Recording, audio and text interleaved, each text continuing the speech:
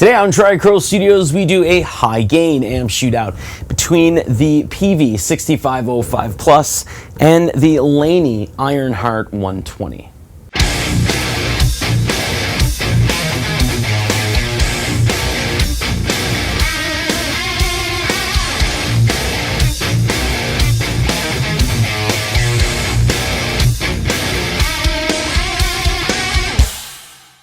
Now, I do have to reiterate here, this is a high gain amp shootout, so you're not going to hear any cleans, any breakup tones or anything like that, or any light rock or jazz.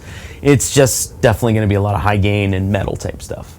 So I do have two sound samples for you today, the first of which is a more balanced type of EQ setting with drop B, and then the second of which is a more scooped type setting in drop C.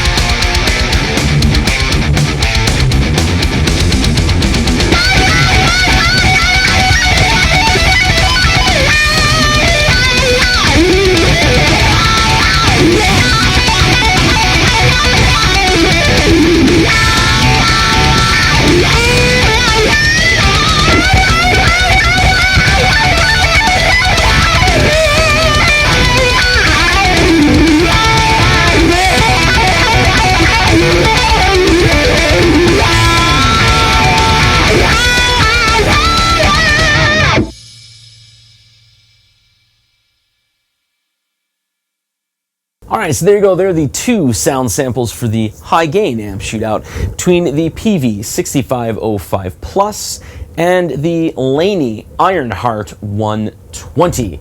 I have had to edit this guaranteed because I have said Lionheart a few times. And for the three guys out there that may or may not ask, the 6505 Plus here is a little bit on the older side. It was made in the USA rather than where they're made now, which is made in China. Even though I believe now they've switched it over from the 6505 Plus to the 6505 II. Anyway, it's at this part of the video where I like to go over what I've gained from doing a shootout like this. The biggest thing, personally for me, is I think in this video you can hear a lot more of the characteristics of the Ironheart than you could in the previous video that I did, which was against the dual rectifier. Just because the dual rectifier just has that dual rectifier sound. So instantly a lot of people, because there's a lot more high end to it and a lot more low end to it, so a lot of people will gravitate towards that. And they'll think that it's a little more pleasing, and they'll kind of discount the Ironheart in relation to it. I always get, whenever I get new amps and stuff like that, there's always two amps that people ask me about. It's always, hey, how does it compare to a dual rectifier? Or how does it compare to a 6505 Plus? Very rarely do I actually ever hear how does it sound in comparison to a JCM 800, which is a little odd because personally, from experience that I've had in interacting with other people and stuff like that, I think people know what a dual rectifier sounds like. They know what a dual rectifier sounds like because they've played through it or they've heard people play through it. I think for some reason the 55 or 5150 or the 6505 Plus and the JCM 800, they fall in this weird category where people have this sound in their head of what the amps actually sound like, and they always say, I want the 5150 or the 6505 sound, or I want that JCM 800 sound, and they've never played through it and they don't actually know what those amps sound like. So that's just one of those weird things that I find whenever people ask how they compare with those amps, and when they actually hear them, they're taken aback a little. Where the JCM 800, not really a high gain amp, you really have to push it. The 6505 Plus is very dark, but again, I really thought that I'd be able to draw out a little more of the kind of character of the Ironheart in relation to the 6505 Plus, just because, again, the 6505 Plus, very dark amp. The low end and the high end are a little more noticeable, I think, when you A/B from one to the other. And the Ironheart 120, the mids and the upper mids are very pronounced on it. However, they can match really well. So when you go from one to the other, it's not like the dual rectifier. It's not like, do kind of a sound where you're kind of taken aback. This one here, it's a little more on par. So you can actually go, oh, you know what? I like how the 6505 sounds here, or I like how the Ironheart sounds here, because it's not as drastic, and you can kind of pick and choose certain things. Of course, I just ate a whole bunch over the holidays, and my ears are a little fat, I guess. So I do think that I could have bumped things down volume-wise a little bit, just to kind of help with the low end from kind of piercing through the recordings. However, that's just, I go with what I like at the time, and if that produces a little bit of clipping or a tiny bit of brick walling, then I don't mind, because that's kind of, I'm feeling what I'm playing at the time. I sound like a jerk when I say it, but that's kind of how things go. Anyway, I really hope you enjoyed the video. I hope this kind of opens your eyes to what the Ironheart can do, and what a 6505 Plus can do. Very, very fortunate to own both of these amps along with the other amps that I do own. And I always do think that the Ironheart, not that it has a bad reputation or anything like that. I've heard it referred to as a bad amp, and something that doesn't have any gain whatsoever, and can't perform in high gain scenarios. But I just don't think people have played it, or at least if they have, they haven't played it loud. I do also have to mention there was no TS9 on here whatsoever. There was no boost, external boost. However, on the Laney, it does have an internal boost, so it kind of boosts. I did have that on. It's not like at a crazy volume or anything like that. It's set to about 4 for numbers. 4, because that's what I looked at. Anyways, it's set to about like 10 o'clock, 9:30 or 10 o'clock.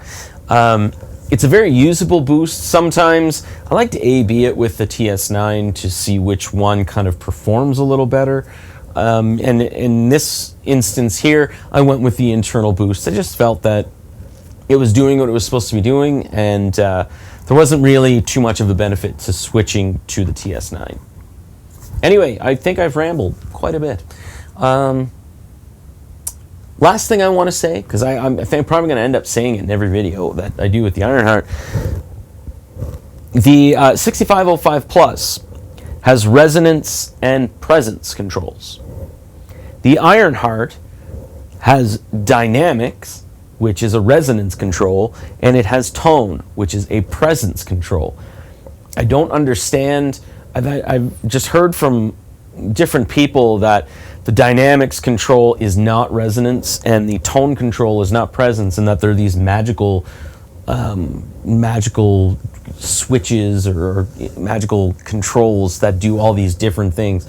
For some reason, I've been told, and I don't know if I can find this comment, but I was told, oh, you know what? If you turn the dynamics all the way down, you get more low end in your sound.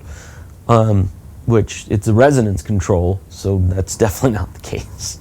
Anyway, those are what those two controls do. I say good day to you. Good day.